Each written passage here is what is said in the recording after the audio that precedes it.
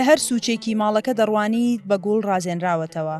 ئەمە دیمەنی ماڵی کەسێکی خاوەن پێداویستی تایبەتە کە خەڵاتی سەوسترین ماڵی پێبەخشراوە لەلایەن ڕێکخراوی ژینگە دۆستی سویدیەوە لە شاری سلێمانی. والله ئەم خانووە ئەمە زیاتر مای 15 ساڵە بێ قەرزی ئەم گوڵ و گوڵزارین. یەکەم جار بەنجانێکی بچکۆلە دەستمان پێ کرد. تەلەو کاتە مەشتێلش کەم بوو. تەلەوە وردە دەستمان کرد تاگەی ئەم حەدا. والله خۆم ڕۆژانەی لە سەعات هەشتی بەیانی هەڵە فێنبەرام گوڵانین ئەوشین دەدی خۆم لەگەڵ هاشم بۆ مەشتێل بوو هەموو شوێنێ خۆم ئەچم. لەگەڵ برازەکانم ئەم بن بۆ مەشتێل بوو ئەم لا بۆ لام بۆ شوێنی زۆر بوو. حتا بۆ هەولێر چوون بە هەولێر و سێجارشم بۆ هەولێر بۆ خەڵات زێ بۆ ڕانیە. بۆ تێوەڵە بیارە زۆر چوین. مەشتێل نەماوەن دەچین لەم کوردستان.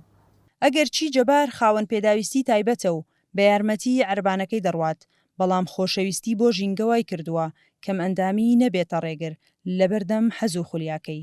ئەو دەڵێت بەردەوام دەچێتە شەتڵگەکان و ڕۆژانە گوڵەکانی ماڵەکەی پێزیاد دەکات. پێشبڕکێ کرا مای هەفتەیە بۆ ساوسەری ماڵی کوردستان.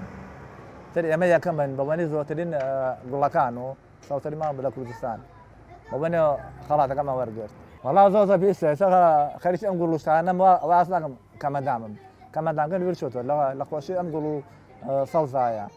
جاچی خەریکی ئەم سەوزایە بێ وا نازانێت خەفە چییە، ناخۆشی چییە، چونکە هەم بۆ ئۆکسجین هەم بۆ سەوزایی ماڵەکە.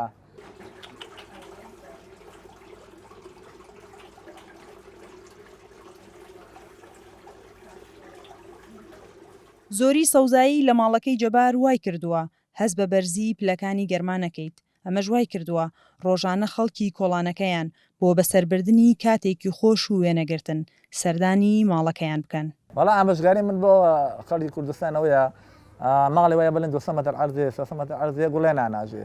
جای هیوادارم بە یەک جانش بێ گوڵێ بناژێ لەبەر ئۆکسجین لەبەر سەوزای ماڵەکە.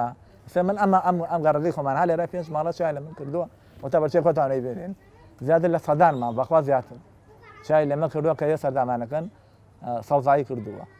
زۆر دڵخۆشم بەکەڵ سەردارمانەکە بەبەنی گوڵەکان و جەژنی ڕەمەزان بنمونە قوربانان یان ڕۆژانی جمعە خەڵ زۆرێ خزم بێگانە دراوسێ لە هەولێر بەخوا لە خەڵک لە ڕانیە لە پێشۆن خەڵ زۆرێ بۆ سەردامان. ماڵەکەی جەبار تەنیا لە ڕووی ژینگەییەوە نەبۆتە نمونە، بەڵکو خۆشەویستی و پەیوەندی کۆمەڵایەتیەکانیشیان جوانیەکی تری بە ژیانیان بەخشیوە. جەبار وێ ڕایدۆخی تایبەتی خۆی چاودێری هاوسەر و مناڵی براکەشی دەکات کە لە ژیان نەماوە و لەم ماڵە پڕ موحیبەتەدا پێکەوە دەژین. سنوور کەریم، دەنگی ئەمریکا، سلێمانی.